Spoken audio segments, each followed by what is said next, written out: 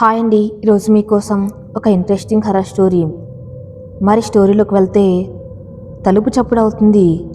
భయం, చచ్చింత భయం. గుండెల్లో రవ్వంత ధైర్యం కూడా లేదు. నాతో పాటు ఈ ఇంట్లో నా ఫ్రెండ్ కూడా ఉన్నాడు. నా భయానికి మూల కారణం వాడేం. నా ఫ్రెండు నా భయానికి కారణం ఎలా అయ్యాడనుకుంటున్నారా?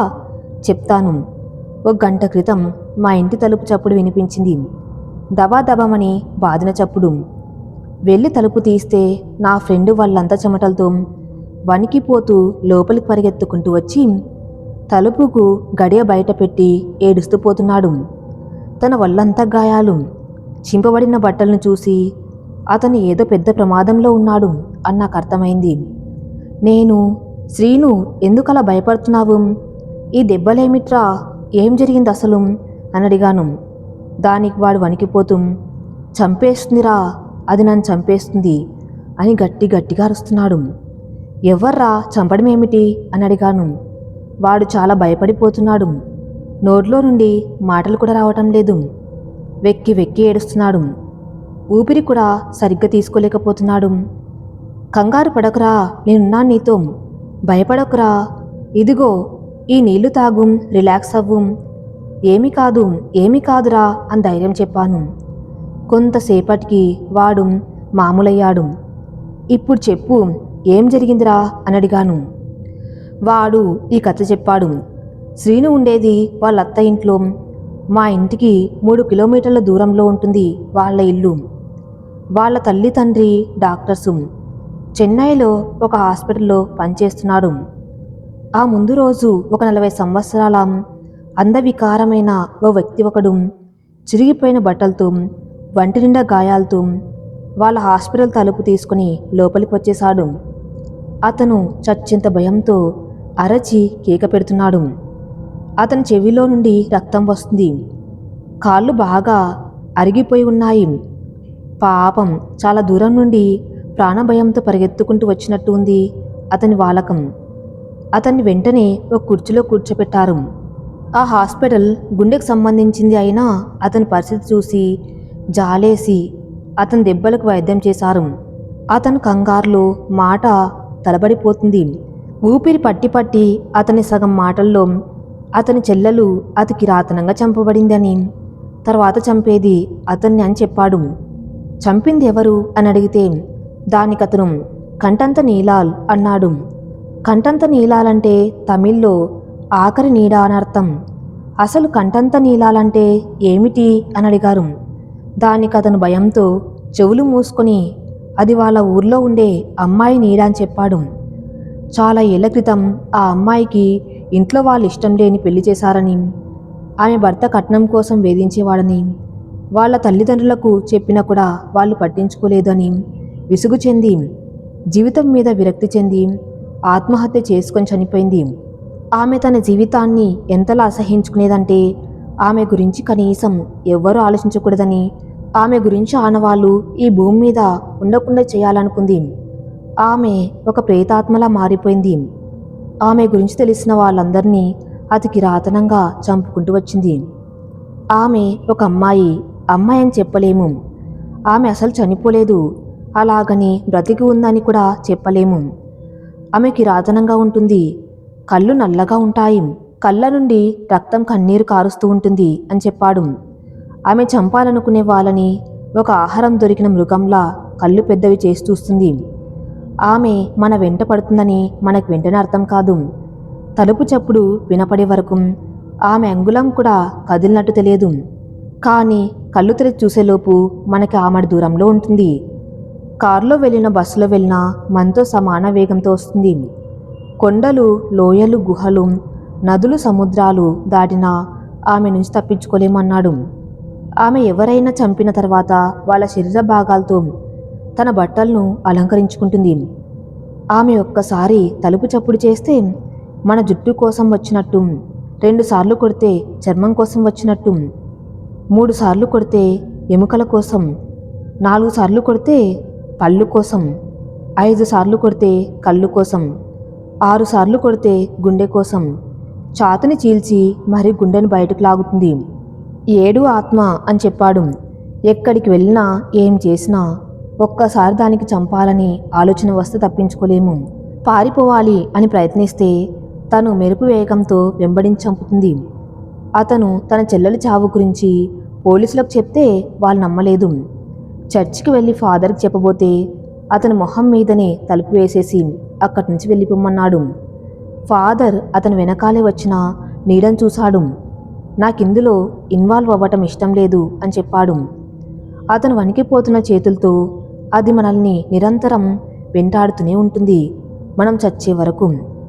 మనం దీని గురించి ఎవరికైనా చెప్తే వాళ్ళని కూడా చంపేస్తుంది అని ఏడుస్తూ చెప్పాడు. ఇదంతా చెప్పిన తర్వాత అతను లేచి పరిగెత్తుకుంటూ వెళ్ళి హాస్పిటల్ బయట పార్క్ చేయబడి ఉన్న ఒక కార్ని తీసుకుని పారిపోయాడు. ఇదంతా విన్న శ్రీను వాళ్ళ తల్లిదండ్రులు శ్రీను వాళ్ళ అత్తకు ఫోన్ చేసి ఆమెకు ఆ వింత మనిషి గురించి చెప్పారు. ఆమెకు ఆ వింత నీడను గురించి తెలిసేమో అని అడిగారు. వాళ్ళత్త లేదని చెప్పాక వాళ్ళు అతని కథంతా ఆమెకు చెప్పారు.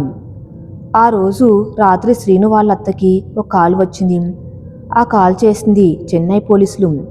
శ్రీను వాళ్ళ తల్లిదండ్రులు చనిపోయి హాస్పిటల్ బయట 2 భాగాలుగా చీల్చబడి ఉన్నారు అని చెప్పారు. శ్రీను వాళ్ళత్త కాలేజ్లో ఉన్న శ్రీనుకి ఆ విషాద గాథను ఫోన్ చేసి చెప్పింది. అతను బాధతో గుండె పగిలేలా ఏడ్చాడు. అతను బాధతో ఏం జరుగుతుందో అర్థం కాకుండా ఉంది అని చెప్పాడు. శ్రీను ఆ రోజు రాత్రంతా ఏడ్చి ఏడ్చి నిద్రపోయాడు. మరుసటి రోజు బాగా ఏడవటం, బాగా నిద్రపోయి ఆ రోజు సాయంత్రం 6 గంటలకు నిద్రలేచాడు. వాళ్ళత్త శ్రీను దగ్గరకు వచ్చి కూర్చొని వాళ్ళ తల్లిదండ్రులు చనిపోవటానికి కొన్ని గంటలకు ముందు వాళ్ళ హాస్పిటల్కి ఒక విచిత్రమైన వ్యక్తి గురించి, అతను చెప్పిన కథను గురించి చెప్పుకుంటూ వచ్చింది. షాక్తో, బాధతో, భయంతో అక్కడే కూర్చున్నాడు. కొంతసేపటి తర్వాత వాళ్ళ అమ్మ వాళ్ళ దగ్గరికి వెళ్ళడానికి టికెట్స్ బుక్ చేస్తూ ఉండగా అతని కాలికి ఏదో చల్లగా తగిలింది. అది రక్తం కిచెన్ నుండి పారుతూ వస్తుంది. శ్రీను గుండెను అరచేతిలో పెట్టుకుని భయంతో అడుగులు అడుగు వేసుకుంటూ కిచెన్లోకి వెళ్ళాడు. కిచెన్లోకి వెళ్ళిన అతను ఒకసారిగా భయంతో గట్టిగా అరిచాడు. నేల మీద వాళ్ళత్త రక్తపు మడుగుల్లో చనిపోయి కనిపించింది. అతను వెనక్కి తిరిగి చూసేసరికి ఒక నల్లని ఆకారం అతన్ని దాటుకుంటూ వెళ్ళింది. శ్రీను వెంటనే అక్కడి నుంచి పరిగెత్తాడు. తలుపు దగ్గరికి వెళ్ళేసరికి తలుపు మూసుకుపోయింది. ఇంతలో వెంటనే ఇంట్లో లైట్సు, ట్యూబ్ లైట్సు అన్నీ పగిలిపోయాయి. ఇల్లంతా చీకటి అలుముకుంది. ఇంట్లోని గాజు వస్తువులు అన్నీ పగిలిపోయాయి. అరుపులు, కేకలు, పరిగెడుతున్న శబ్దాలు వినపడుతున్నాయి. తలుపు చెప్పుడు ఒకసారైంది. అది వినపడిన క్షణంలోనే ఎవరో శ్రీను జుట్టు పట్టుకుని గట్టిగా కండ ఊడిపోయేలాగా లాగేశారు. అరచి అరచి మెట్లెక్కి పరిగెత్తిన శ్రీనుకి కిటికీలోంచి ఒక ఆకారం చెట్ల చాటు నుంచి చూస్తూ కనిపించిన వెంటనే ఆ కిటికీ అద్దం పగిలిపోయింది. అతని చొక్కని పట్టుకుంది. భయంతో కటకట లాడిపోయిన శ్రీను ఏదోలా విడిపించుకొని పరిగెత్తాడు.